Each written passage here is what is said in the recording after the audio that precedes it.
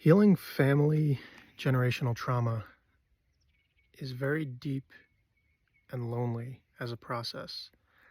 And I found that it has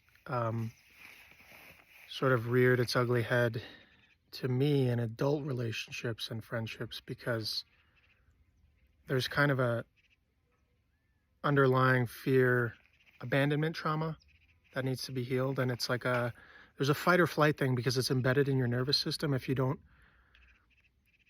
feel safe in your family's home, if you don't feel close to those people, you never had a basis for what a close relationship is, you kind of have to parent yourself. And especially many times with generational trauma, you have to completely separate yourself, like move away to actually heal, to actually get clarity, to actually see into that kind of the sickness of that system and the family. And looking back, I see kind of, wow, I just have this really deep fear of abandonment, and I have this anger and resentment at the world kind of because of early childhood family experiences. But healing that is about realizing that, being compassionate to yourself, and also realizing you had to kind of raise yourself. You had to kind of be your own, teach yourself masculinity as a man, or teach yourself to be your own parent, like emotionally. Like parents can teach you many things, but they can teach you, how to make money, how to work hard, how to have honor and integrity and manners and go about the world. But that's okay as a facade, and that's great. But if they don't give you like just the basic love and support and the feeling that you're heard, there's kind of a deep resentment that you carry because you don't feel like you can talk with anyone. So it's a strange feeling to feel like, your family, you were never really part of your family. You were never really close with them. You never really actually felt like they were your real family.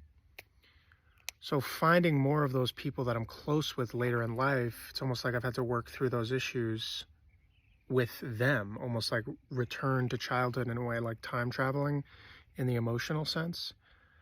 And since I got to Arizona like a little less than 4 years ago from New York, I feel like I met a lot of those people in a just kind of a cascade of these people, dysfunctional, functional, but all people that like, there's an immediate resonance, there's an immediate closeness, and they feel like your brother or your sister, like right off the bat, and you kind of like have things to work out. Or people say you have a roommate or people you live with that feel like this person's like exactly like a family member, and like the universe is kind of prompting you to work these issues out. But it's a strange feeling because I kind of spent most of my life in hiding. I feel I was in hiding because I kind of had to wear this mask and wear this armor and be part of this family unit that was, I thought of like as a cult. And they might not, but it's kind of, I felt like I was born in the wrong time, born in the wrong family, born in the wrong country, planet, all of it, just doesn't fit. I don't get it. I'm just kind of this bystander, foreigner in this place that I don't understand. So coming to love yourself and forgive yourself through that process is huge, because you have to go a long, long time of being lonely, of being just not knowing what it's really like to be in a relationship. And then I see how in romantic relationships, I would kind of make that person my whole world, because I never felt like I had that kind of calm, safe nest of emotional safety and family and understanding, what I thought of as family, which would be closeness and like heart sharing, whatever.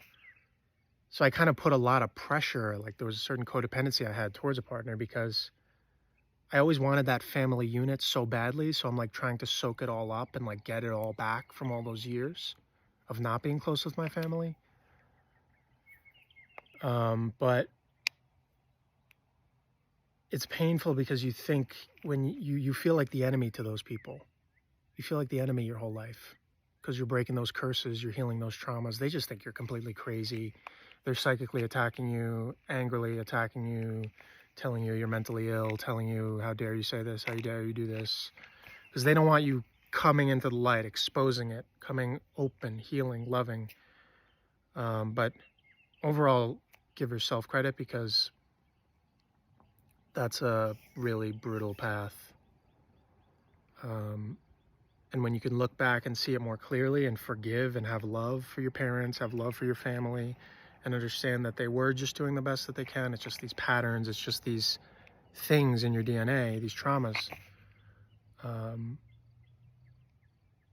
It really, all those years alone and all that inner work, it does pay off.